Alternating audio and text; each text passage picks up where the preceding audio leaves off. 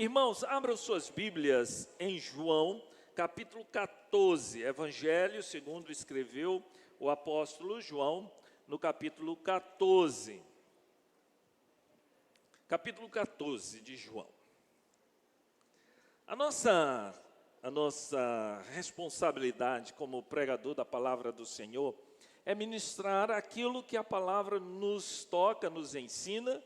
Em momentos de oração temos clamado a Deus o que falar, como ensinar a igreja, e a nossa tarefa é trazer aos irmãos a reflexão da palavra, a pegar aquilo que Deus está falando, primeiramente fala a nós, para falar à igreja numa tentativa e num trabalho de cuidado com a igreja, para que a igreja esteja firme nas Escrituras, se fortaleça no relacionamento com Deus e desenvolva a sua vida, o seu relacionamento com Ele de forma eficiente. Mas não só isso, para que também você se desperte para viver um relacionamento vívido com o Senhor, e assim na sua vida cotidiana você possa desfrutar dessa presença maravilhosa do Espírito de Deus atuando na sua vida. E nesta noite nós queremos tratar um tema que vai mexer um pouco comigo nesses últimos dias, e nós vamos aqui compartilhar com os irmãos essas reflexões.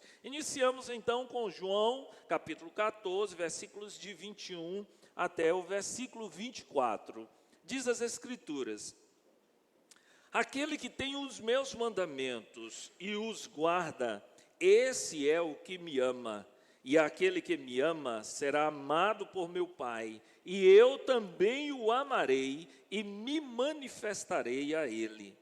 Disse-lhe Judas, não Iscariotes: de onde procede, Senhor, que estás para manifestar-te a nós e não ao mundo? Respondeu Jesus, se alguém me ama, guardará a minha palavra, e meu Pai o amará, e viremos para ele e faremos nele morada. Quem não me ama, não guarda as minhas palavras, e a palavra que estás ouvindo não é minha, mas do Pai que me enviou. Que Deus aplique a palavra em nossos corações. Amém?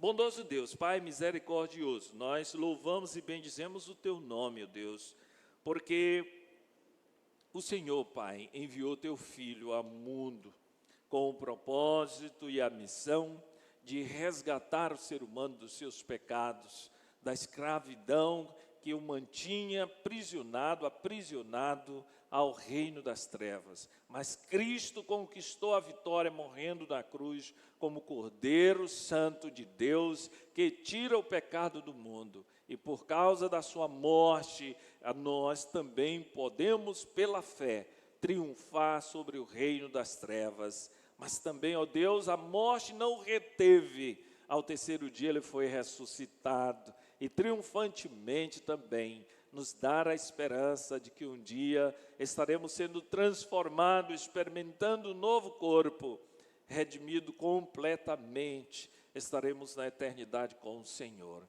Nesta noite, meu Pai, nós nos postamos diante do Senhor, na expectativa de que o Senhor mova o nosso coração, quebrante o nosso coração, fale com o nosso coração, com a nossa alma, que o Senhor ative o nosso espírito, avive, ó Deus, o nosso amor pelo Senhor, que o Senhor nos desperte para olhar para o Senhor como esse Deus real, presente, Deus amoroso, mas também um Deus que disciplina, um Deus que é justo, um Deus que não deixa o pecado sem castigo, que lançou sobre Cristo o castigo final do pecado, mas que por Ele nós também precisamos, arrependidos, buscar a sua face e confessá-lo como nosso Senhor e Salvador. Obrigado porque o Senhor usou o apóstolo João para escrever palavras tão profundas ao nosso coração. Nos instrui nesta noite, repreenda, Senhor Deus, toda e qualquer artimanha do inimigo. Repreenda, Senhor Deus, todo e qualquer atrapalho, para que, de alguma maneira, meu Deus, cada um compreenda aquilo que o Senhor quer falar aos seus corações. A começar em mim, ó Deus, fala conosco, precisamos ouvir a tua voz.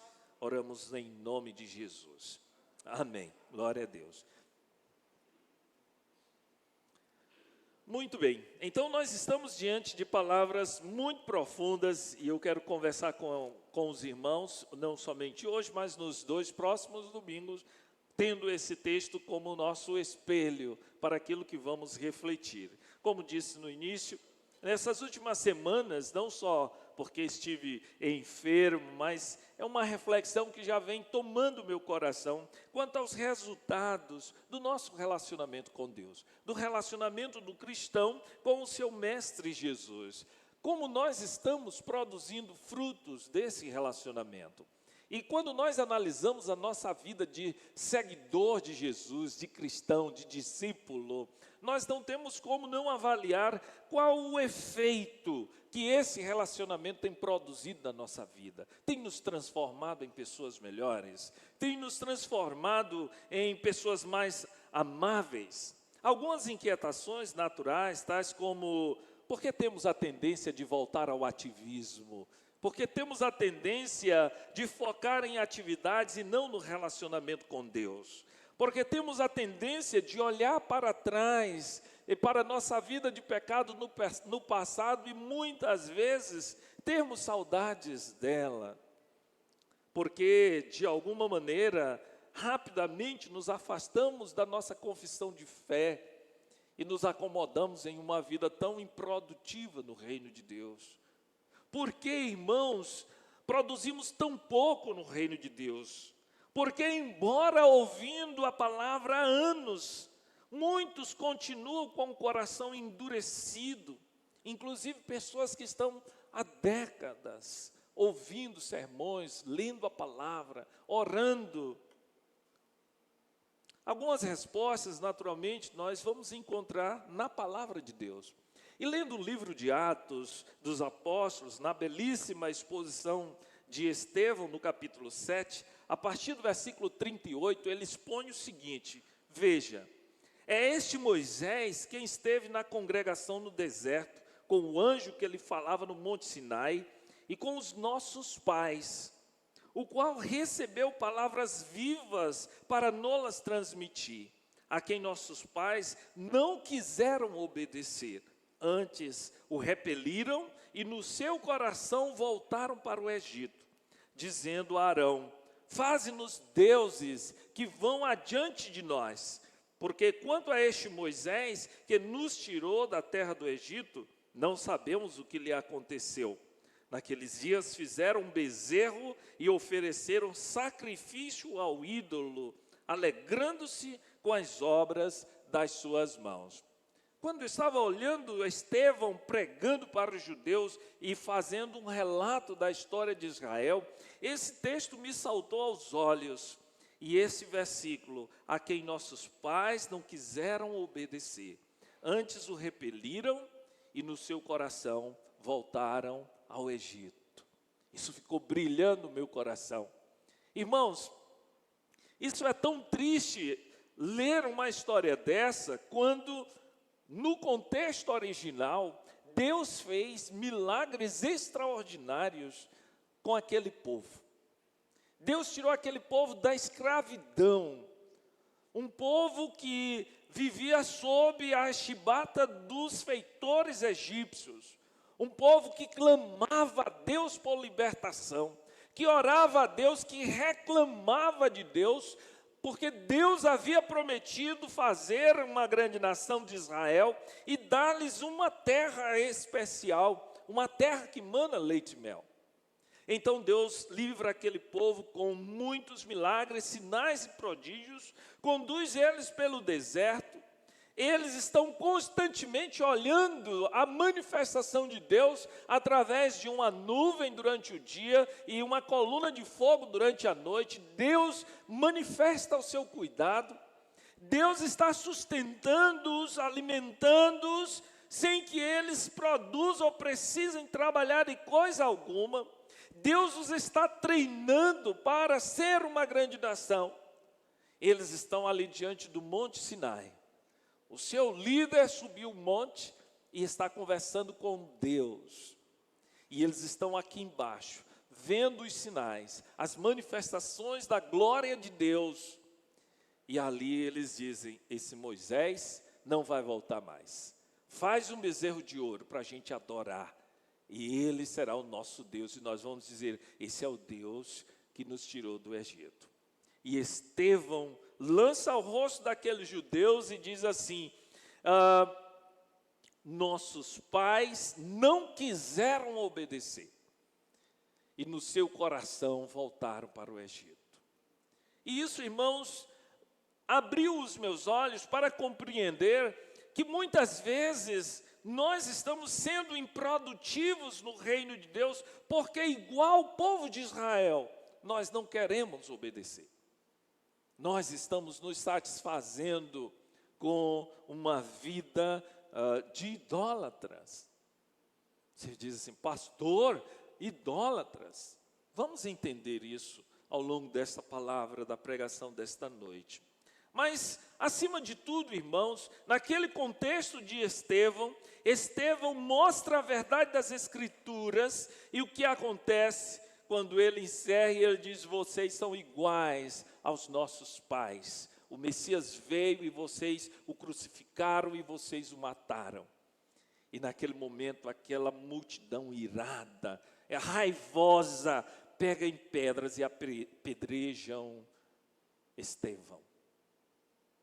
E ali Estevão tem uma visão da presença de Deus, entrega o seu espírito, e a exemplo do seu mestre Jesus, ele diz, Senhor, não lhes impute esse pecado.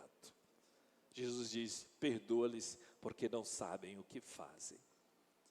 Mas a minha irmã, num dia desses, também enviou-me um Reels de um pastor americano, e ele estava falando sobre as linguagens de amor. A gente que já leu Gary Chapman, né, a gente já viu isso, né, palavra de afirmação, presente, as linguagens do amor. E ele dizia assim, a minha linguagem de amor é comida. E aí ele dizia assim, olha, você diz assim, alguém pode dizer para mim, eu te amo. Ele diz, eu nem me importo. Mas compre um sanduíche de frango para mim e eu sou teu para o resto da vida, né? Mas aí ele então me chama a atenção quando ele diz assim, você sabia que Deus tem uma linguagem de amor? A linguagem do amor de Deus é a obediência. Quando você obedece a Deus, você demonstra amor por Deus. Então, com esses insights, me levaram a preparar 3 sermões para compartilhar com os irmãos.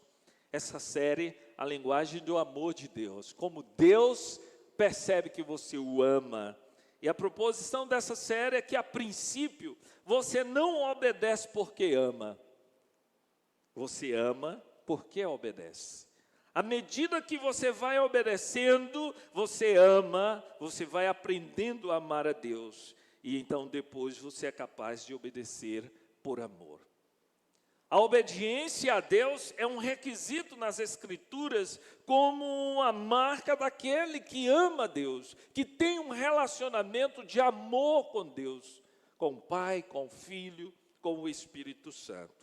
As Escrituras, elas são testemunho, ou nela há um testemunho mais excelente desse princípio aplicado na vida de um homem de Deus, ou na vida de vários homens de Deus. O próprio Cristo Jesus, você pode perceber em João 15, versículo 10, ele diz assim, se vocês obedecerem aos meus mandamentos, permanecerão no meu amor. Assim como tenho obedecido aos mandamentos do meu Pai e no seu amor permaneço. Então Jesus, ele dá um exemplo, ele diz assim, se vocês obedecerem os meus mandamentos, vai haver esse amor mútuo. Vocês vão me amar e eu vou amar vocês, da mesma forma que eu obedeço os mandamentos do Pai e permaneço no amor dele. Eu amo o Pai e ele me ama, porque eu obedeço os seus mandamentos. Então, nossa proposição para hoje é que a obediência à palavra de Deus estabelecerá um relacionamento de amor mútuo entre o fiel e Deus, entre você e Deus. Por isso, nosso tema de hoje é obediência e religiosidade. Hoje nós queremos começar pensando nisso, obediência e religiosidade. Olhando para o texto de João 14, 21 a 24, como um espelho associados a fatos bíblicos, vamos apresentar então 3 ideias nesse confronto de obediência e religiosidade. Vamos então planar um pouco sobre o texto. De acordo com a narrativa do apóstolo João, Jesus, ele começa uma conversa muito pessoal e muito particular com os seus verdadeiros discípulos, com os 11, porque ali no capítulo 13, depois da ceia, o Judas Iscariotes ele sai para fazer o propósito que ele tinha que fazer, acertar com os judeus a delação de Jesus Cristo, entregar Jesus Cristo para os judeus. E então Jesus começa uma conversa muito pessoal com aqueles 11 discípulos, que vai até o capítulo 17, quando Jesus faz a sua oração emotiva. E quando você lê aquela oração do capítulo 17, que Jesus ora não só por eles, mas ora por aqueles que haverão de crer nele. A oração de Jesus é uma oração de despedida dos seus discípulos,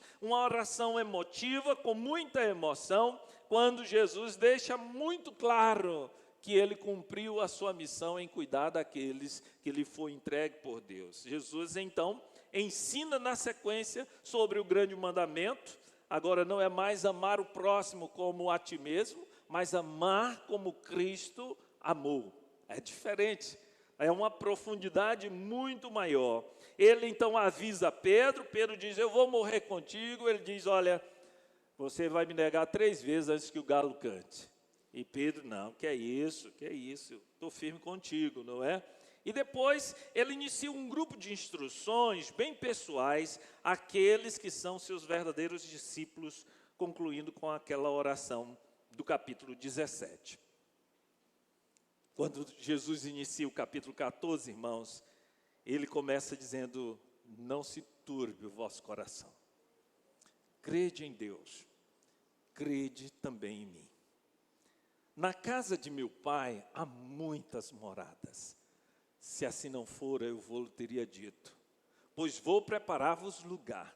E quando eu for, e eu vos preparar lugar, eu vou voltar e vos receberei para mim mesmo, para que onde eu estou, vós estejais também. E vocês sabem o caminho para onde eu vou. E aí Tomé diz a ele, Senhor, nós não sabemos para onde vais, como saber o caminho? E Jesus disse, eu sou o caminho, a verdade e a vida. Ninguém vem ao Pai, senão por mim. Esses versículos de 1 a 6, Jesus demonstra uma palavra de consolo para aqueles discípulos, mas também uma palavra de esperança. E quando você percebe que ele está falando especificamente aos seus verdadeiros discípulos, você tem uma leitura muito específica disso. Irmãos, como entender essa bivalência, obediência e religiosidade no relacionamento humano com Deus? Então, nossas 3 ideias. A primeira é que a religiosidade, ela mascara-se de obediência. A religiosidade mascara-se de obediência. Dentro do corpo apostólico, os 12 escolhidos por Jesus, houve um que não se deixou transformar pelo ensino de Jesus, Judas Iscariotes. Ele andou com Jesus igual aos outros 11 discípulos. Ele ouviu mensagens de Jesus, tais quais os demais. Mas ele cumpriu a profecia de ser o traidor. Agora, quando nós olhamos os textos bíblicos, e você pode pensar assim, Judas nasceu para ser o traidor, e então Lucas, ele nos dá uma compreensão de como isso aconteceu. Lucas capítulo 6, versículo 16, ele citando os discípulos, ele diz, e Judas Iscariotes, que se tornou o traidor. Ele se tornou o traidor. Poderia ser outro? Poderia. Mas foi ele que não se deixou moldar e trabalhar e transformar pelos ensinos de Jesus. A religiosidade na vida de qualquer pessoa acontece como aconteceu na vida de Judas Iscariotes. É um processo. Um processo. Às vezes, a caminhada cristã começa com muito entusiasmo, muita adoração espiritual, muita oração, muito quebrantamento de coração, arrependimento, choro, lágrimas na presença de Deus. Mas muitos vão se deixando envolver pelo ativismo, pelo formalismo da religião, pela liturgia, pelos seus próprios pontos de vista sobre o que a igreja deve fazer, apegam-se aos sinais, às bênçãos, ao vislumbre do poder. Acumula mágoas e ressentimento no coração, ajusta-se à cultura religiosa da época em evidência e termina esquecendo de Deus. É um religioso. Não desenvolve um relacionamento com Deus. A igreja de Éfeso, meus irmãos, foi um exemplo para o seu tempo. A Bíblia nos mostra que houve conversões impactantes naquela igreja, naquela cidade. Atos capítulo 19, 18 e 19, mostra como Paulo trabalhando naquela cidade com a sua equipe. As conversões aconteceram de forma impactante. As pessoas ouviram o evangelho e elas vinham confessando seus pecados publicamente e entregando suas vidas a Jesus. O texto nos diz que aqueles que praticavam artes mágicas, eles pegaram seus livros de magia, os seus materiais, eles amontoaram numa praça pública e queimaram tudo. E Lucas, que é o narrador de Atos, ele diz que era uma soma financeira muito grande. Conversões impactantes chamaram a atenção do evangelho naquela cidade. Os estudiosos de eclesiologia colocam aquela igreja como uma igreja discipuladora, uma igreja que ensinava a palavra, que ensinava a doutrina correta, que avançava no ensino dos princípios bíblicos corretamente. Jesus, quando escreve através de João as igrejas, ali em Apocalipse 2, de 1 a 7, escreve nesse texto a igreja de Éfeso. E ali Jesus enfatiza as virtudes daquela igreja. Ele diz que aquela igreja é trabalhadora, que ele tem visto o labor, o trabalho daquela igreja. É uma igreja que não para, ela está trabalhando o tempo todo no reino. É uma igreja doutrinariamente saudável, uma igreja que prova aqueles que chegam nela e dizem que são enviados de Deus, que são apóstolos, e Jesus diz: e eu vejo que vocês fazem esse teste e vocês descobrem os mentirosos que tentam ingressar no meio de vocês. E Jesus diz: vocês são perseverantes, além de tudo, vocês odeiam as obras dos nicolaítas, eu também detesto isso. Mas ele diz assim: tenho, porém, contra ti, que abandonaste o teu primeiro amor. Versículo 4. Agora, peguem o nosso texto, o nosso espelho lá, capítulo 14 de João, versículo 21. A Bíblia diz assim, Jesus diz assim, a versão transformadora diz assim: aqueles que aceitam os meus mandamentos e os obedecem, esses são os que me amam. E aqueles que me amam, esses serão amados por meu Pai, e eu também os amarei, e me manifestarei a eles.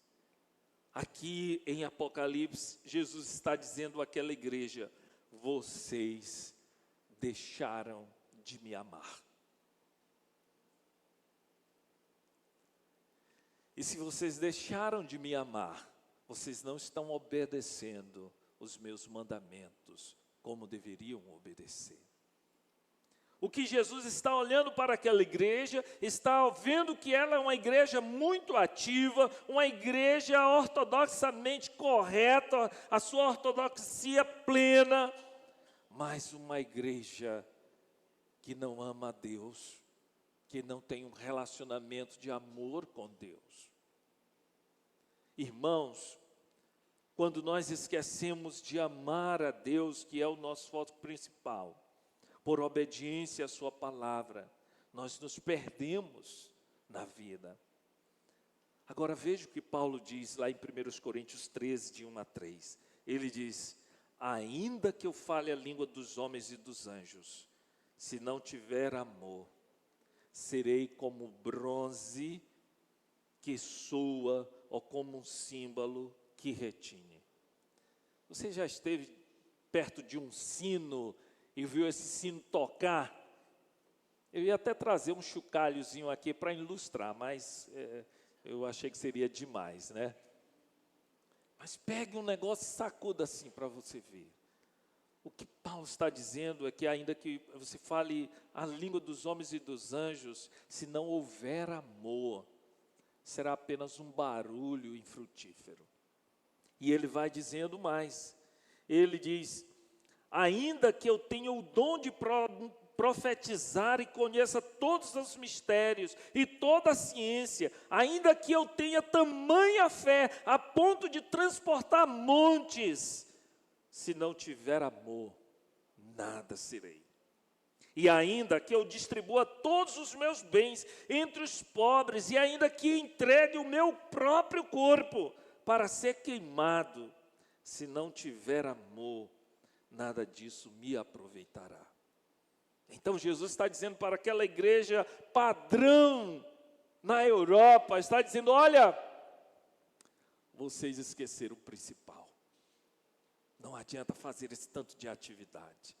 Não adianta ficar para cima e para baixo trabalhando e defendendo as suas doutrinas, se você não me amar. E aí ele diz assim: volta, vejam onde vocês caíram, arrependam-se, senão eu vou tirar o castiçal de vocês. Você observou que nós não temos a igreja de Éfeso em nosso tempo?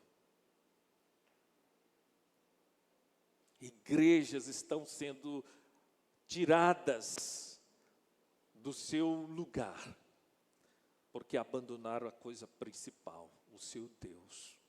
Deixaram de amar. Isso é o efeito da religiosidade.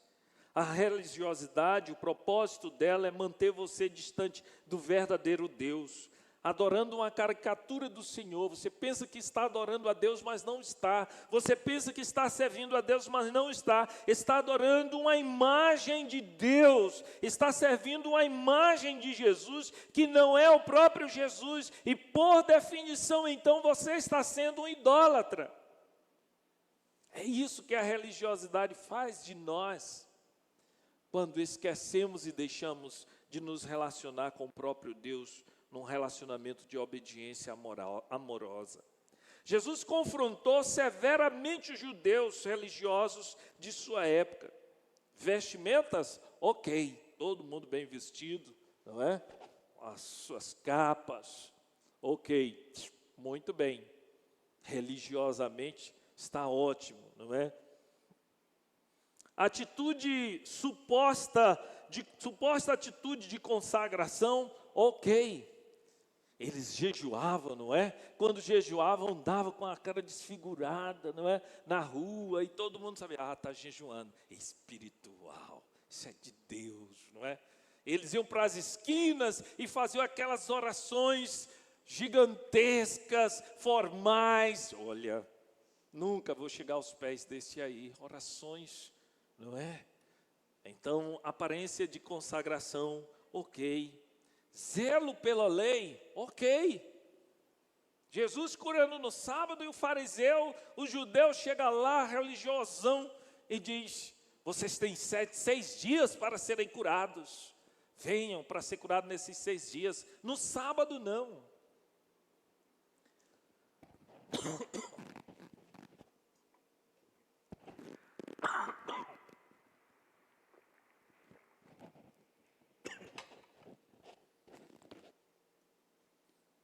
Morram de doença no sábado, mas honre a lei, honre a tradição.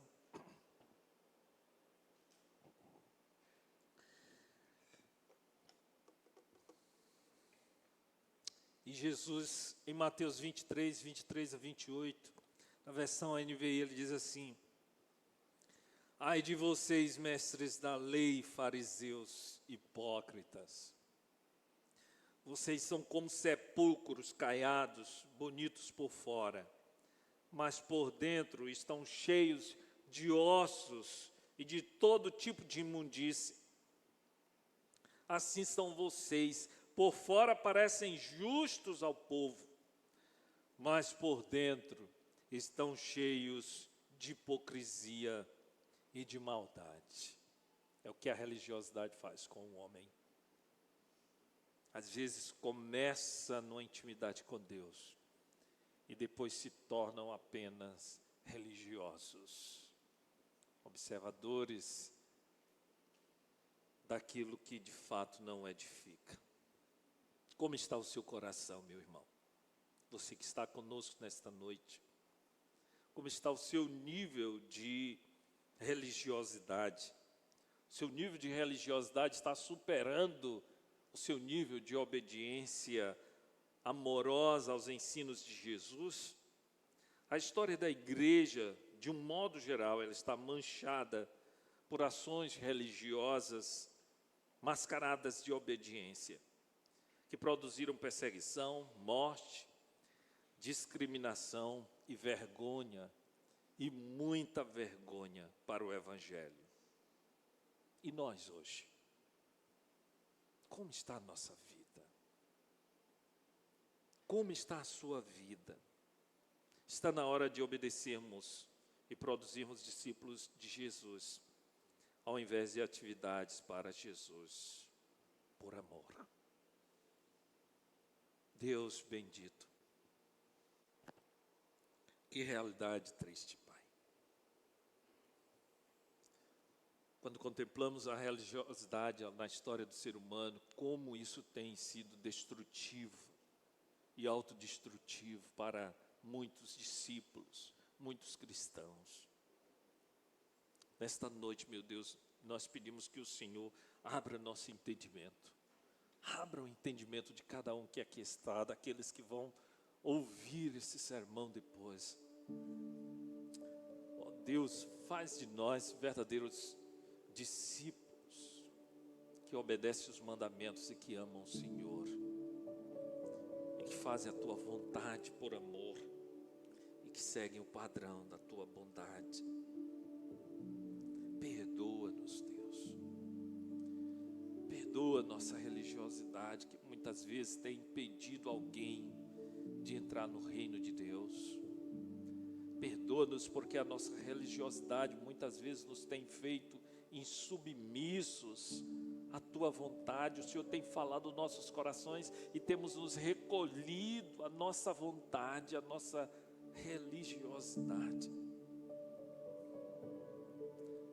Nos ajuda a obedecer, meu Deus, no nome de Jesus. Amém. A primeira ideia, então, é que a religiosidade mascara-se de obediência. Há muitos religiosos fazendo coisas para Deus, se sentindo obedientes a Deus. Na verdade, estão fazendo apenas alguma coisa. A segunda ideia a ser confrontada é que a religiosidade refreia o crescimento espiritual. A religiosidade impede o seu crescimento espiritual. Você já parou para pensar nisso? Quanto mais religioso, mais distante do ideal de Deus. A religião, ela é um instrumento que o inimigo usa para impedir que a igreja, para impedir que o cristão desenvolva a sua missão. Em 2004, uma pesquisa começou a ser feita na mega igreja americana Willow Creek Church Community. Milhares de membros frequentavam os cultos criativos daquela igreja. Muitas atividades, eles trabalhavam muito, como a igreja de Éfeso.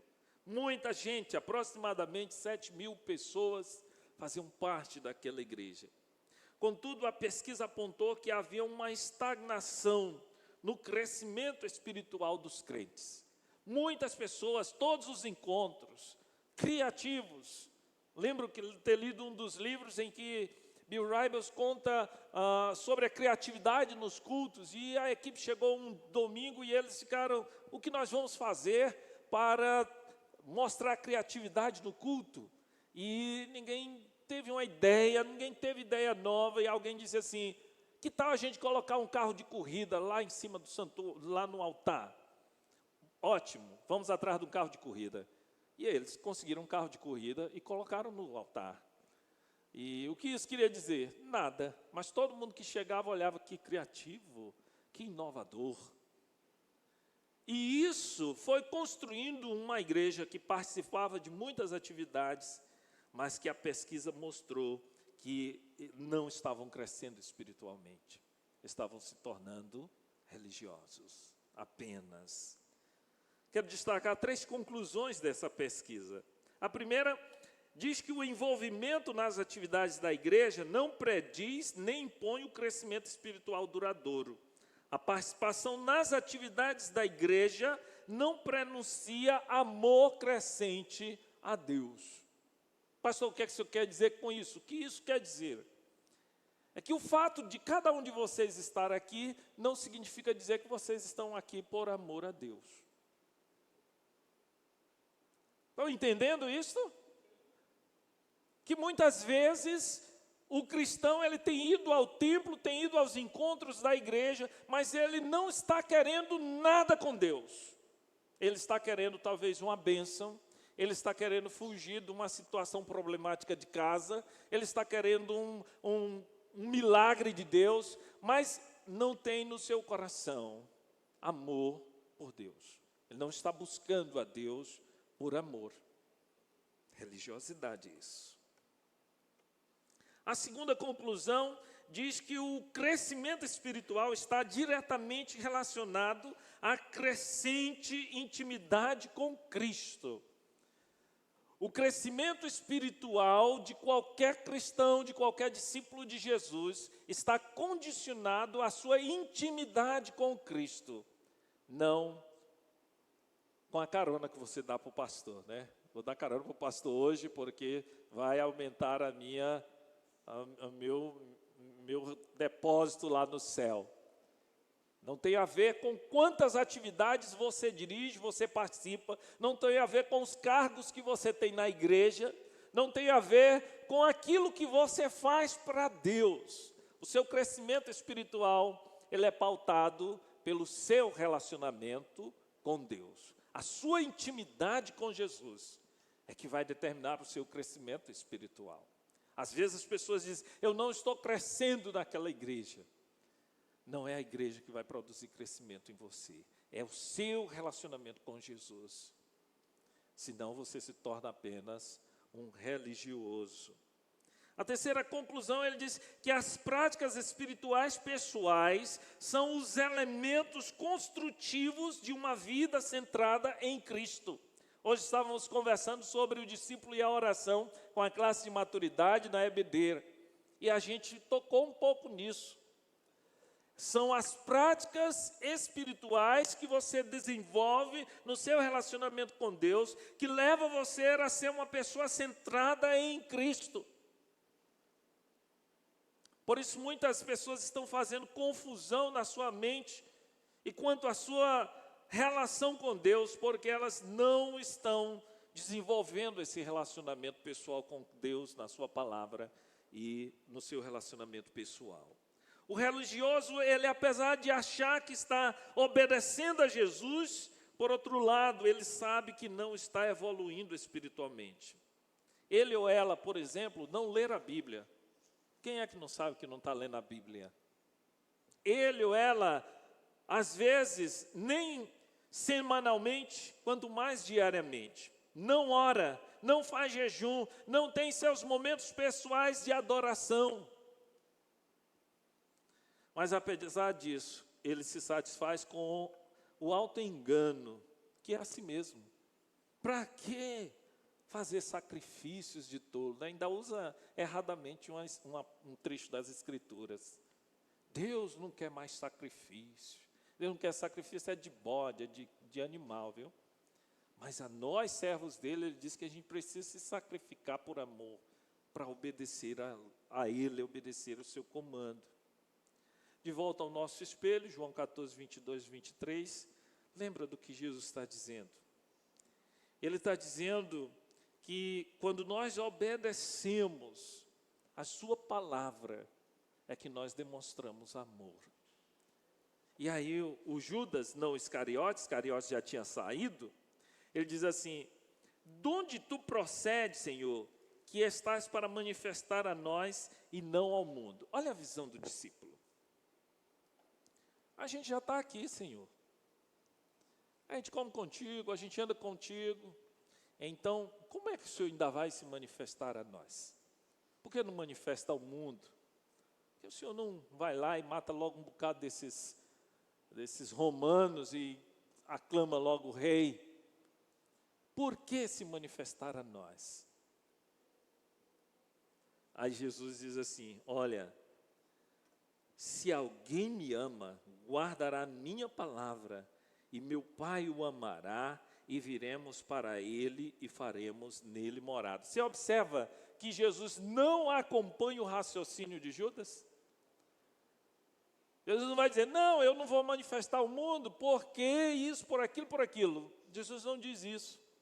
Mas Jesus diz assim: olha, se vocês me amarem, vocês vão obedecer a minha palavra.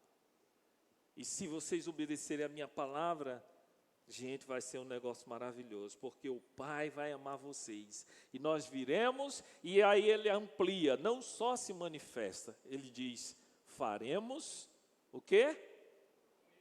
Morada. Faremos morada. O que Jesus está dizendo, irmãos, é que, de fato, quando nós obedecemos, nós mostramos que amamos, e o nosso crescimento espiritual ele é garantido porque Cristo, o Pai, o Espírito Santo, morando em nós, as revoluções e transformações de nós são extraordinárias. Mas nós precisamos cada dia mais olhar para o que nós estamos fazendo, se não estamos nos acomodando à religiosidade, porque a religiosidade bloqueia o conhecimento de Deus, pois o religioso fica satisfeito com sua superficialidade espiritual. Sem sede e fome de Deus, do Deus vivo, não há busca legítima. Se eu não tiver sede e fome de Deus, eu não tenho busca legítima da presença de Deus. E o salmista lá no Antigo Testamento, Salmo 42, 1 e 2, ele diz: como suspira a coça pelas correntes das águas. Assim por ti, ó Deus, suspira a minha alma tem sede de Deus, do Deus vivo. Quando irei e me verei perante a face de Deus.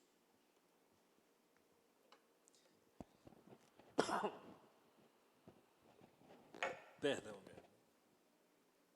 Jeremias capítulo 29, versículo 13, ele diz: buscar-me-eis e me achareis, quando me buscardes de todo o coração. O religioso não busca Deus de coração. Por isso que ele não cresce espiritualmente.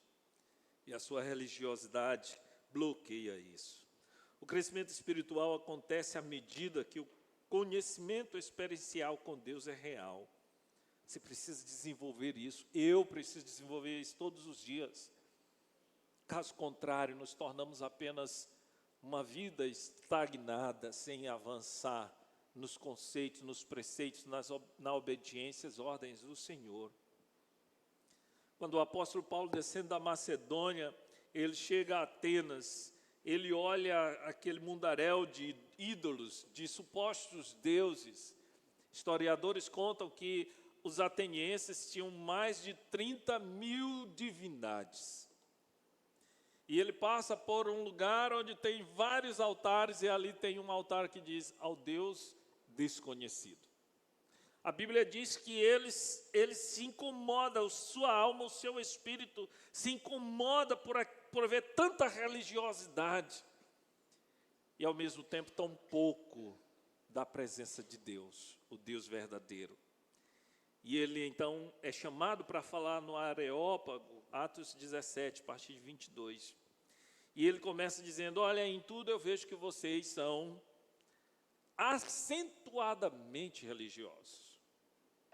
E então ele vai dizer àqueles homens quem é o verdadeiro Deus.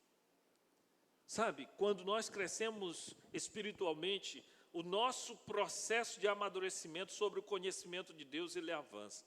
E Paulo, no versículo 24 em diante, ele começa a dizer: olha, o Deus que fez o mundo e tudo que nele existe, sendo ele Senhor dos céus e da terra, ele não habita em santuários feitos por mãos humanas. Então entendam isso. O nosso Deus, ele não é um Deus capturado. Ninguém empacota Deus numa representação dele mesmo. Deus não está ali naquela igreja ou naquela outra igreja. Deus está onde há adoradores em espírito e em verdade. Onde há pessoas que o amam e que lhe obedecem. Paulo diz: o Deus verdadeiro, ele não cabe dentro da nossa forma, E ele prossegue dizendo: nem é servido por mãos humanas, como se de alguma coisa precisasse, pois ele mesmo é quem a todos dá vida, respiração e tudo mais. Não há nada que possamos dar a ele, que ele primeiro não nos tenha dado. Ele é. Nós somos nada diante de Deus. E então ele diz: de um só fez toda a raça humana, para habitar sobre toda a face da terra, havendo fixado os tempos previamente estabelecidos e os limites da sua habitação. Ele tem o controle da história em suas mãos. Ele muda as pessoas de lugar. E você sabe por que Deus muda as pessoas de lugar? Ele vai dizer no versículo 27, para buscarem a Deus, se porventura, tateando, o possam achar, se bem que não está longe de cada um de nós. Ele muda as pessoas de lugar, ele se autorrevela à sua criação. E ele controla essas mudanças, porque ele é Senhor da história. Ele é Senhor da sua história. Versículo 28, então ele diz: pois nele vivemos e nos movemos e existimos. Dependência plena.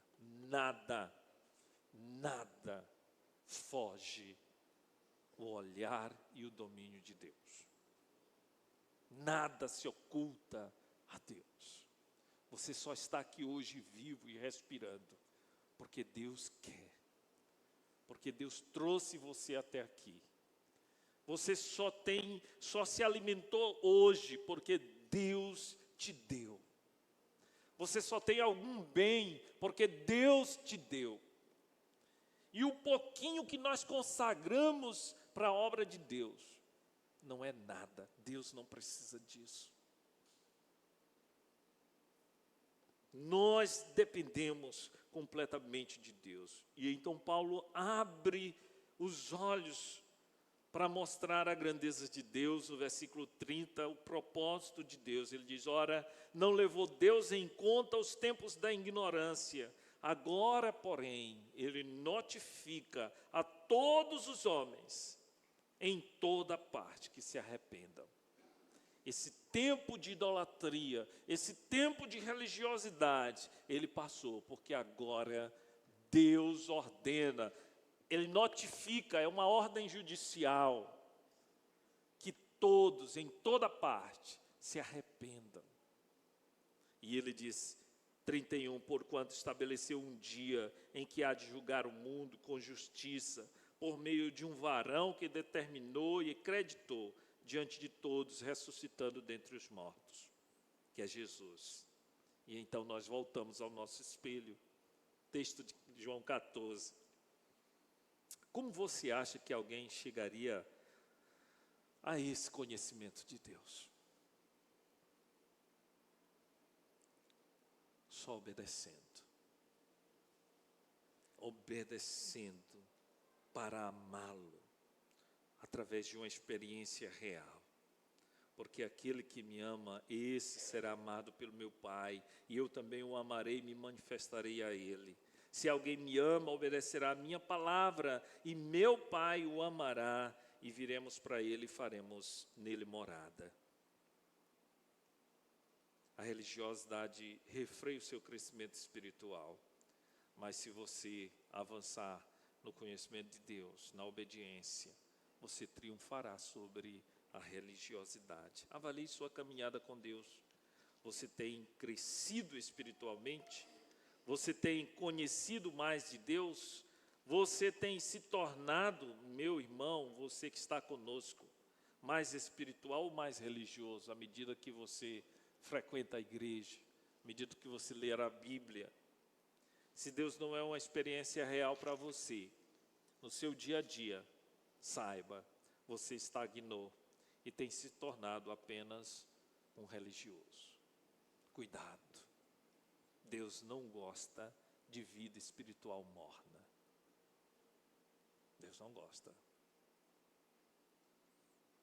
Meu Deus, nos ajuda, Senhor, a compreender o que o Senhor quer falar conosco. Em nome de Jesus. Vamos nos encaminhando para os finalmente. Então, nossa primeira ideia em discussão foi a religiosidade mascara-se de obediência. A segunda, que a religiosidade refreia o crescimento espiritual. E a terceira ideia, na confrontação dessa ambivalência, obediência e religiosidade, é que a religiosidade é vencida pela obediência amorosa. A religiosidade só é vencida pela obediência amorosa. E eu quero olhar, irmãos, João no capítulo 3, de 1 a 15, retrata uma conversa de um homem religioso, um mestre da lei, membro do Sinédrio, com Jesus. Sua armadura religiosa estava sendo danificada por sua compreensão ou reflexão nos ensinos de Jesus. Isso que acontece quando você começa a ouvir a palavra de Jesus e começa a obedecer, aquela tua capa de religioso, meu irmão, tal, ela vai sendo rachada, e aí você vai se expondo, o ensino da palavra vai trazendo você para cima, e vai mostrando nossos erros, nossas falhas, vai dizendo, você não passa de um religioso. Você precisa obedecer à palavra de Jesus. E esse homem religioso vai à noite, escondido, conversar com Jesus. E Jesus diz para ele, olha, tu precisa nascer de novo. É preciso nascer de novo para ver o reino de Deus. E ele não entende, ele diz, eu tenho que voltar ao útero da minha mãe. Ele diz, olha, você precisa nascer da água e do Espírito para entrar no reino de Deus.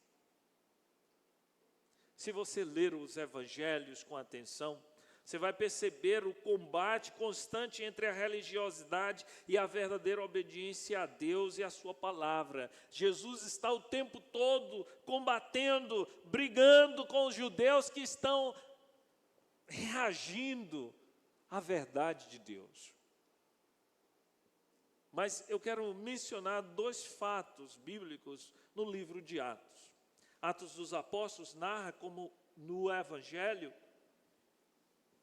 que é o poder de Deus para a salvação de todo aquele que crer, segundo Romanos 1,16.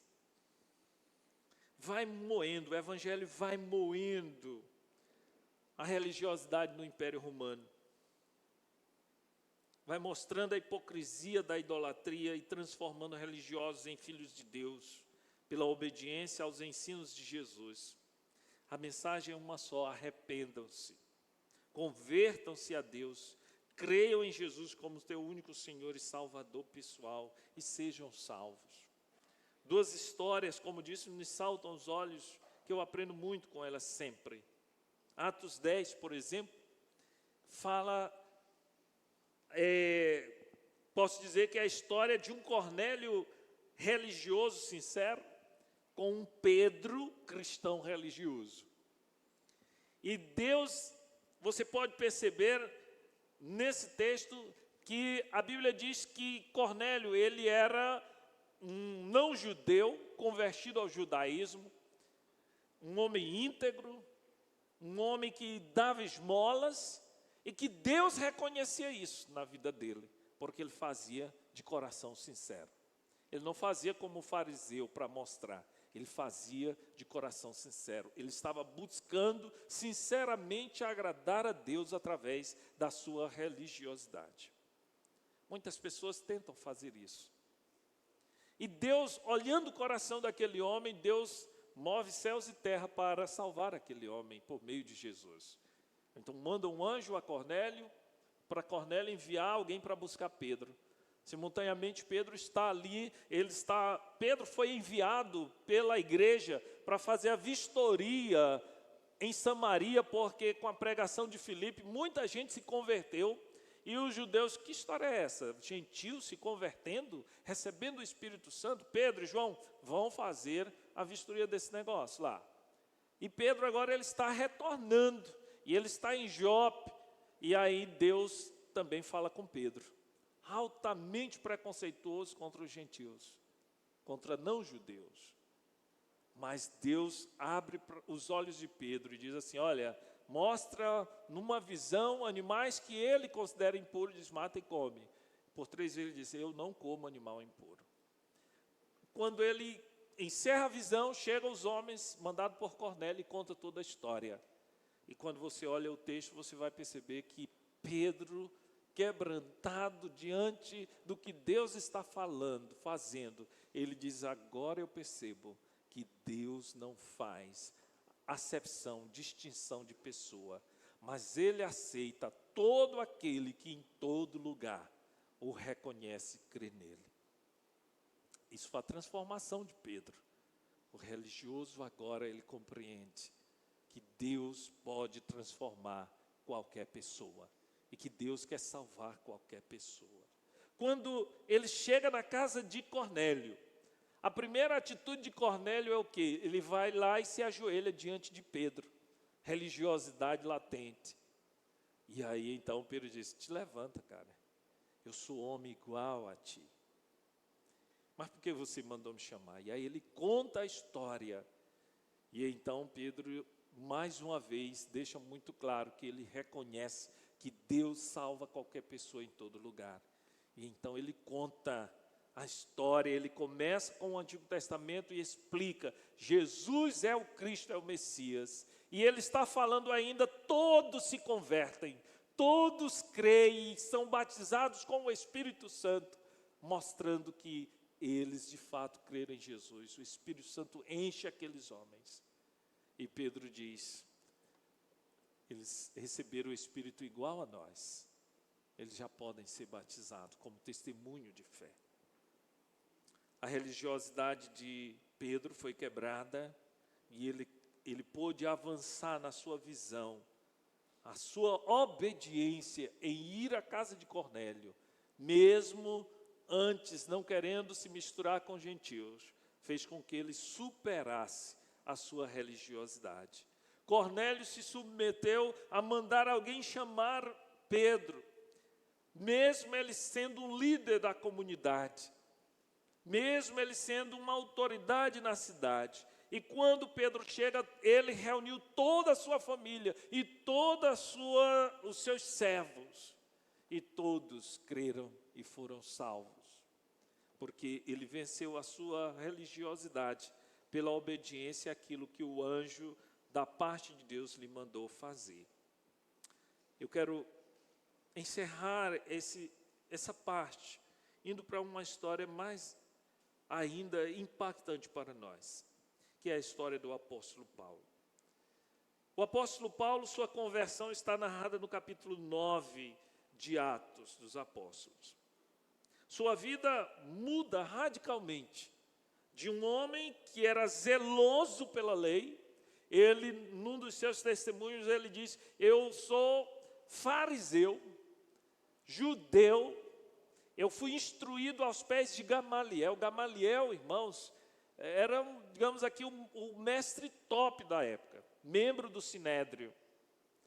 Ele era fariseu e ele vai mostrar as suas características de zeloso pela lei, de altamente religioso, perseguiu a igreja, aprisionava os cristãos, consentia no apedrejamento de outros e forçava cristãos a blasfemarem contra Deus, porque ele entendia que a sua religião, o que ele estava fazendo era de Deus.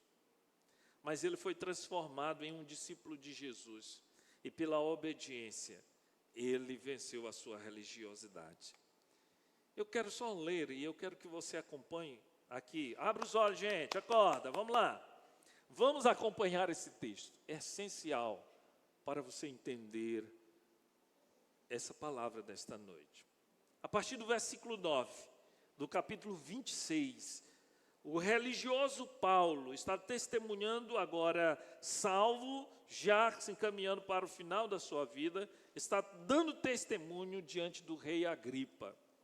E ele começa no versículo 9, observa, ele diz assim: na verdade, a mim me parecia que muitas coisas devia eu praticar contra o nome de Jesus, o Nazareno.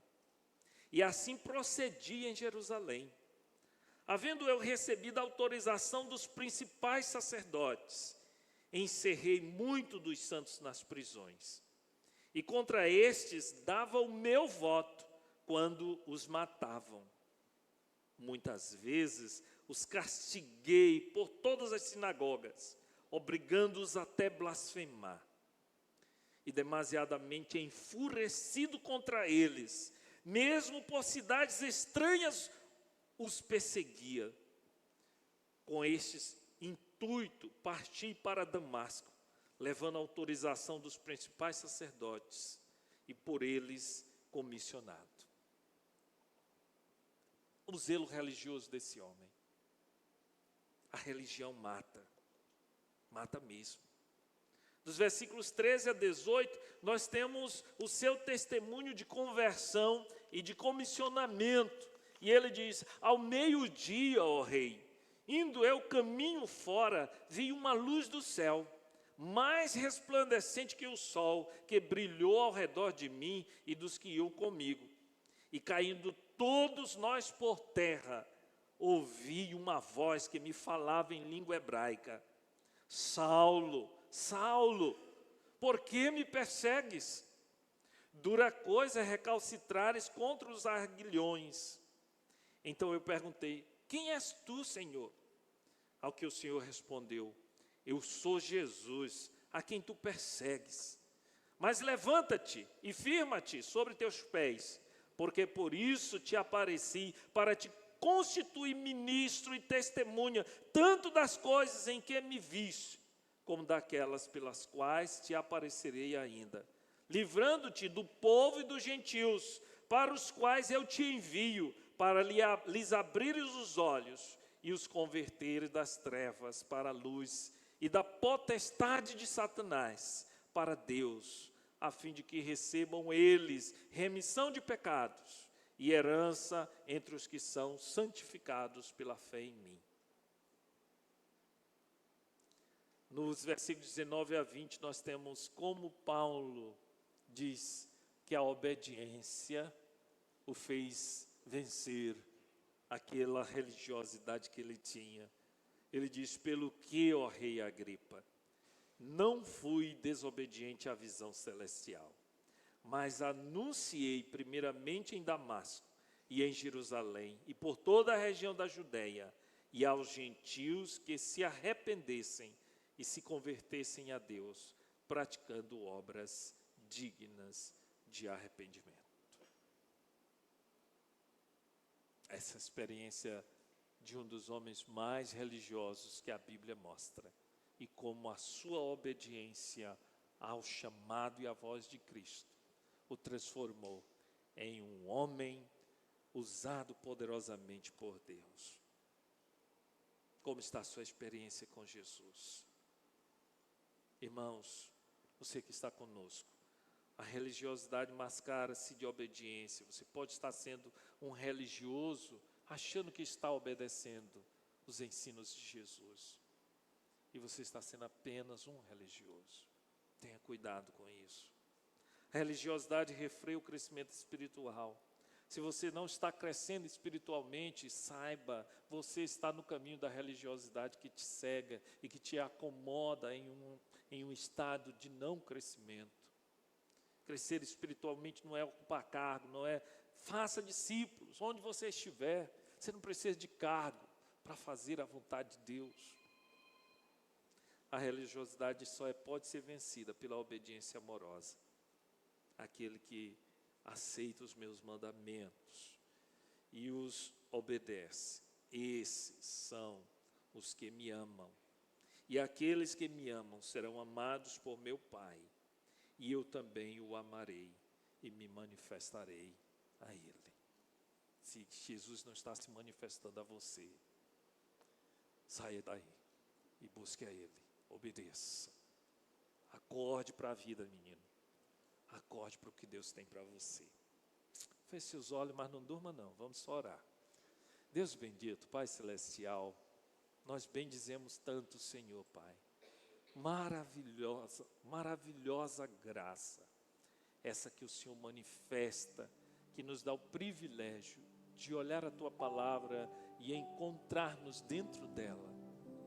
Nos identificar com os religiosos e saber que hoje, agora, nós precisamos obedecer a Tua Palavra, ouvir a Tua voz e obedecermos de coração.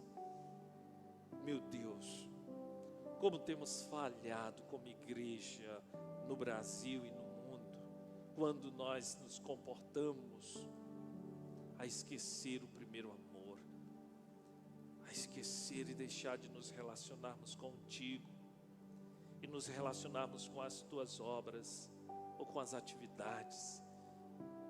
Como nós falhamos quando vamos ao teu encontro apenas em busca de pão, em busca de milagres, em busca de poder,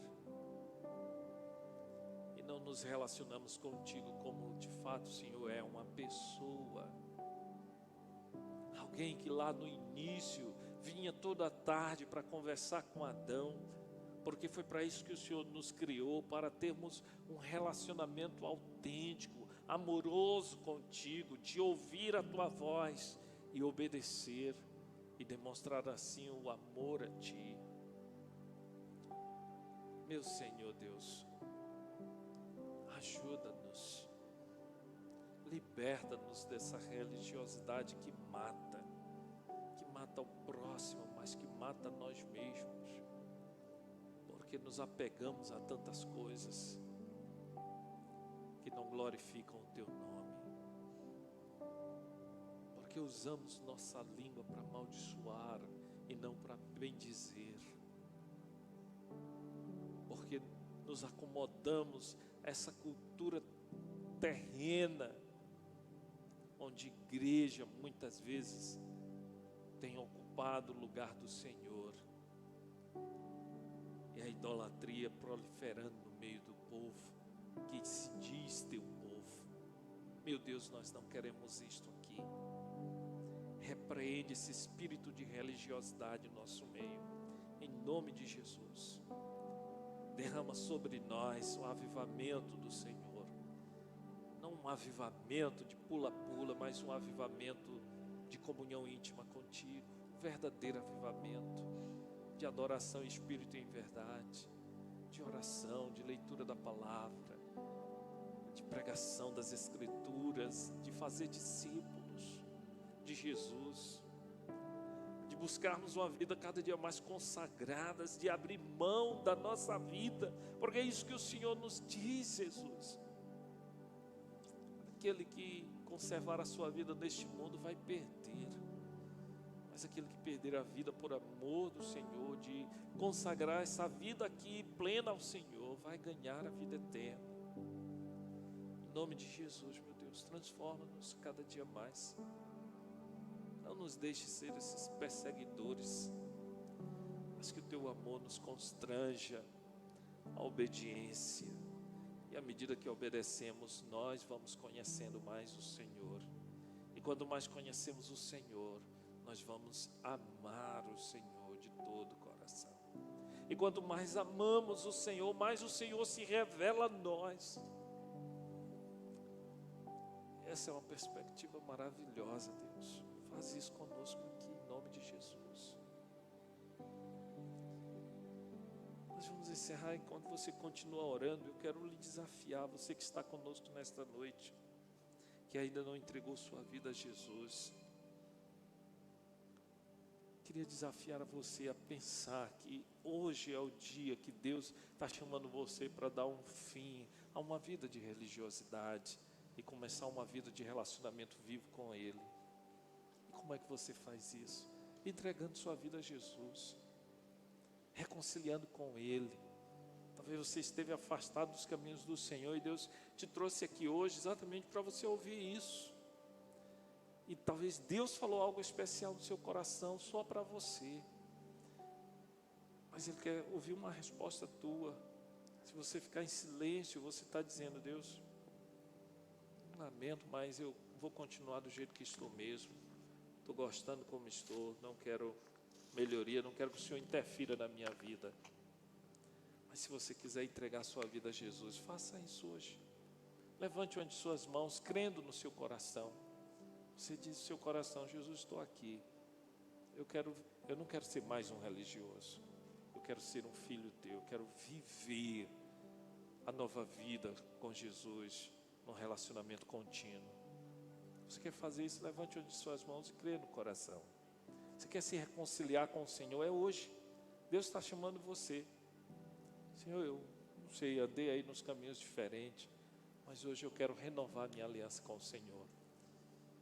Eu quero caminhar de fato num relacionamento vivo contigo. Mas só você pode fazer isso. Ninguém mais pode fazer isso por você. Deus não vai invadir a tua vontade, mas Deus mostrou para você o que você deve fazer. Obedeça. Você quer tomar essa decisão? Faça isso agora, em nome de Jesus. Muitas vezes nós estamos deixando que as emoções interfiram na nossa decisão, porque você pode pensar assim: olha, não, eu não vou conseguir, eu tenho um relacionamento que eu acho que eu não vou conseguir vencer, eu bebo muito, eu fumo muito. Jesus é que faz essa obra. Alguém quer fazer essa decisão? Vou encerrar aqui. Tem um jovem ali, que Deus te abençoe em nome de Jesus.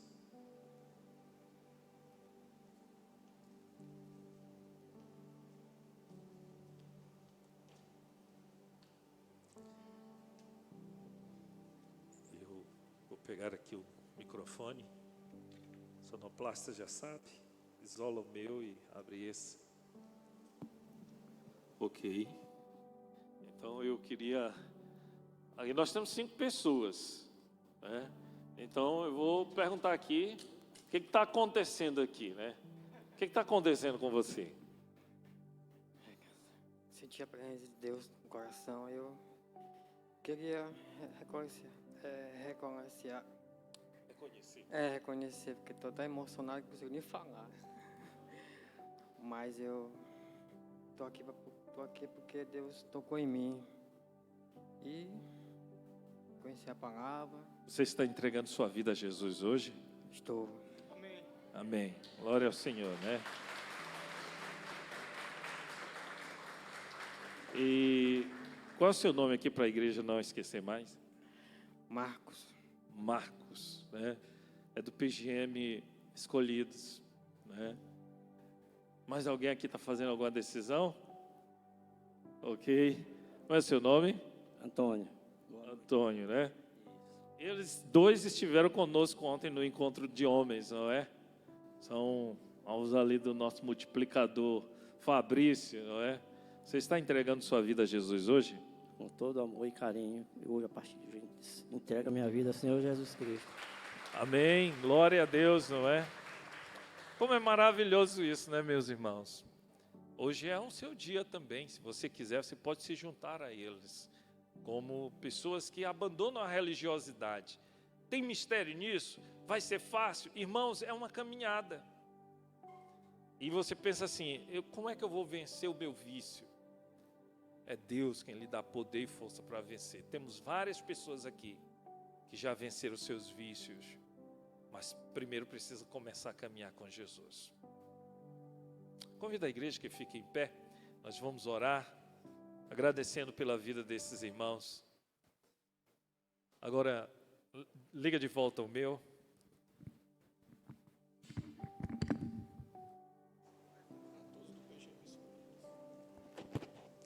Ok, irmão Igor, que é o líder do PGM Escolhidos, todos que estão aqui do PGM Escolhidos, venham aqui.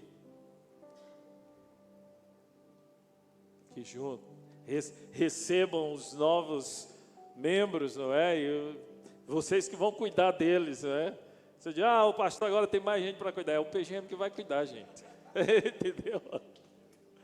Que bênção demais, louvado seja Deus por isso. Fica aqui. Vamos orar então? Estenda sua mão, você que tem fé mesmo em Deus, estenda sua mão sobre esses dois irmãos. Deus bendito, Pai de misericórdia, como é maravilhoso, meu Deus, nós sabemos que o Senhor está agindo. Nós não temos nenhuma dúvida, meu Pai, que esse ano será um ano de colheita abundante no meio de nós. Que o Senhor vai nos trazer muitas pessoas que estão precisando do Senhor, e nós, como igreja, como pequenos grupos, líderes, precisamos cuidar desses novos crentes que buscam a Tua presença. Usa-nos, Pai, não nos deixe negligenciar, não nos deixe delegar para outros. Cada um de nós é responsável por cuidar deste povo que o Senhor está enviando para cá. Abençoa esses irmãos, meu Deus, no nome de Jesus. Retira deles toda e qualquer religiosidade e a partir de agora conduz eles numa caminhada diária com o Senhor.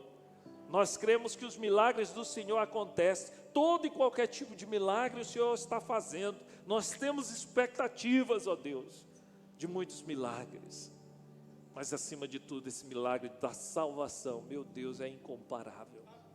Louvado seja o Teu nome pela vida desses novos servos, que o Senhor continue usando Teus servos do PGM Escolhidos para multiplicar discípulos. Usa os demais, faz isso nos demais PGMs, em nome de Jesus. Usa-nos, ó Deus, para alcançar pessoas, e que todas as amarras de Satanás sejam desfeitas, já tem sido pelo poder do sangue de Jesus. Obrigado, meu Deus, nós nos alegramos junto contigo e com o reino, por duas almas que chegam aos teus pés, 2 filhos que retornam para a casa do Senhor, 2 ovelhas perdidas que foram achadas. Louvado e bendito seja o teu nome para todos sempre. Obrigado, Deus, e que a graça do Senhor Jesus Cristo, o amor de Deus e a comunhão do Espírito Santo seja com todos, hoje e sempre, em nome de Jesus.